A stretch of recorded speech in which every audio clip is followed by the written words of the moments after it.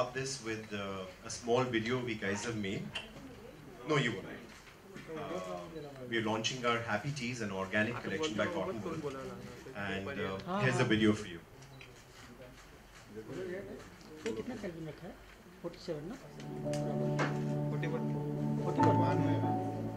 Being happy is easy. You just need to say no to a few things and yes to some others. No to shortcuts, yes to responsibility. No to greed, yes to caring. No to pesticide cotton farms, yes to principles which improve the livelihood of farmers. No to teas, yes to happy teas. Happy Teas from Cottonworld. A range of t-shirts for men made with 100% organic cotton. Because what you wear is how you feel.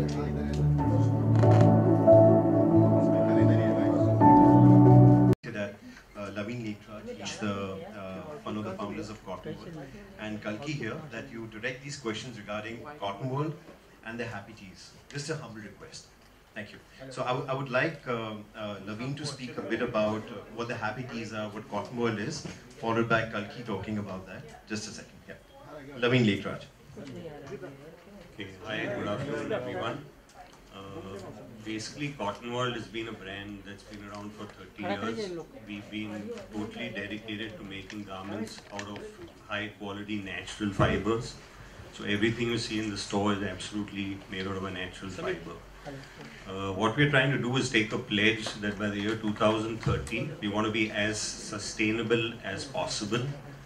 And so for ourselves and to enable the customers to have a sustainable and contribute to the well-being of communities, workers, farmers, to recycle and basically be as sustainable as possible.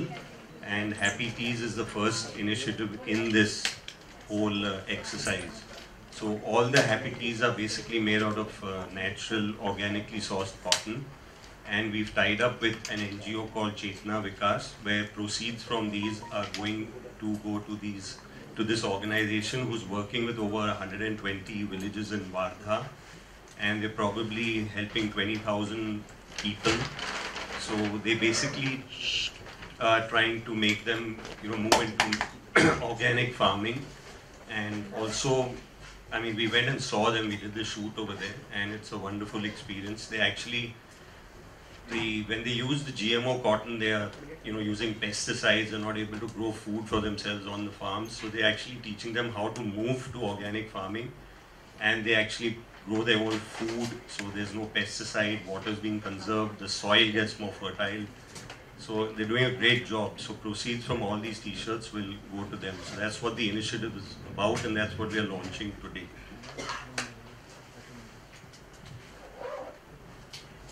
Kalki, I'd like you to say a few words about this. It's okay? Thank you. Shamit. Yeah, I mean, I think I'm always very, very happy to come and do my commitments for Cottonworld, because they never ask anything unreasonable of me, and I pretty much agree with their point of view and their philosophy. So it's really great, I think, that they've started with Happy Teas. It's just a first step into a future of sustainability. I think they have started with this men's line, but they will eventually get to a point where they want all their products to be sustainable. We shot over there, and it was a really intense day. I think we had to leave from Nagpur and drive 4 hours to get there, very, very early in the morning to get the right light and everything.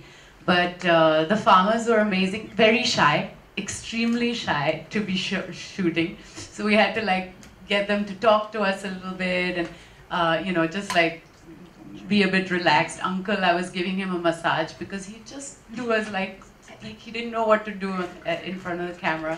So it was they had a great time, I think, and I think what Chetna Vikas as an NGO is doing is fabulous. Helping farmers also understand the long-term future of farming. So I think we have this burden here of often buying cheap pesticides which are rejects from the West. pesticides which are actually been banned already in the West are being sold cheaply in developing countries. So to stop that and to stop GMO cotton, which in the long term is not sustainable and takes up a lot of water, it's really important that people understand organic farming as a future way of working in our country, especially cotton farming, because we have a country with one of the most high cotton farming production in the world.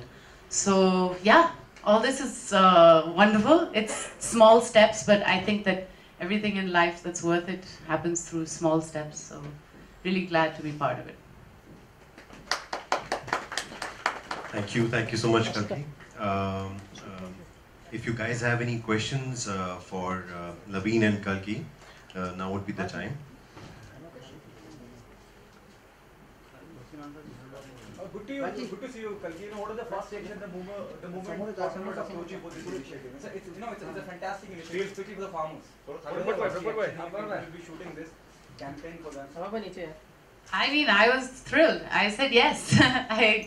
I don't think there's as I said, I think the philosophy of Cottonworld goes very well with my philosophies. You know, obviously I wanted to know more about the NGO and how they're working with these farmers. But yes, I completely agree with the project and really happy to be part of it.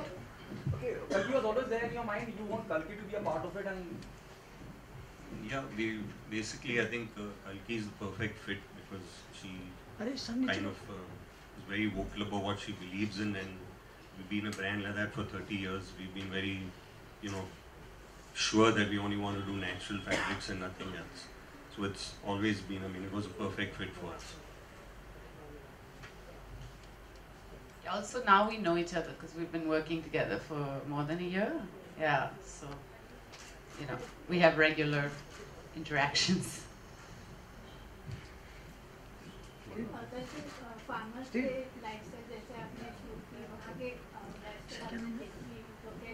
No, very honestly, मैं सिर्फ एक दिन के लिए गई थी. So I didn't have time to go and visit the villages and things. But of course, we all know about the difficulty that farmers are facing at the moment, the kind of heavy loans that they're having to deal with. And I think that it's really important for NGOs to educate people on the sustainable angle, because that's what's going to change things in the long run. We might find quick solutions in the meantime, but the important thing is that in the long term, we don't destroy our farmers' lives and their lands. Kalki, there are so many things happening in India. You know, when you talk about farmer, there's number of societies happening. You know, though you are associating yourself with Cottonworld, that is, I'm repeating myself. It's fantastic. You know, but what message do you give to the farmer who are in debt of loan, or there's so many problems they're facing? What would be your message to the farmers? I don't think I'm in any position to give a message. I think it's an extremely tough life, and a lot of farmers are put into a corner in which they have very little choice. Only recently I read about a family that burned themselves in the collector's office or something.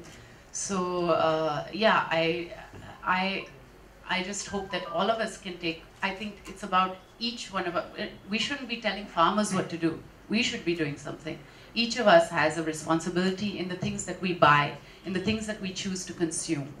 None of us are pure, perfect human beings. I have a lot of products which are harmful for the environment, which are harmful, but I'm slowly trying to understand where I can change my lifestyle, where it's not going to, drastically affect me, where I can afford to buy something which is might be a little more expensive, but is helping somebody, yeah. Okay, you started this initiative where, you're avoiding GMO farming, where they'll be saving more of water. Is there anything than the pipeline where, the Cottonworld, some amount will go to the families who have done suicide or who are suffering? Is there something then? No, there's nothing like that, but as I said, we've tied up with Chetna Vikas, and they have probably over 120 villages under their, who they're helping, and probably about 20,000 total people. So they actually teach them how to organically farm, how to actually grow food on that same farm, because they're not using pesticides, so they can actually eat. They don't have to spend money on food, and it just helps the soil. So in the long run, I mean, we're not giving it individually to them, we're giving it to the NGO. And they've been around for about 30 years, and we actually visited them, saw everything that they do, and they're doing a fantastic job. Kalki, how easy or difficult to be there in an early morning shoot or early morning event? You know? I'm not the best early morning person for sure. Especially when early morning means like 4 or 5 in the morning. but you know, the beautiful light that you get at 6 a.m. is irreplaceable. So yeah, the photographers are always very happy. Okay, after Gia, what's next? What's happening in professional? Ribbon, right now. Please go watch it. Thank you guys. Any other questions? If you guys want any photos with Kalki and Laveen, we can take them now.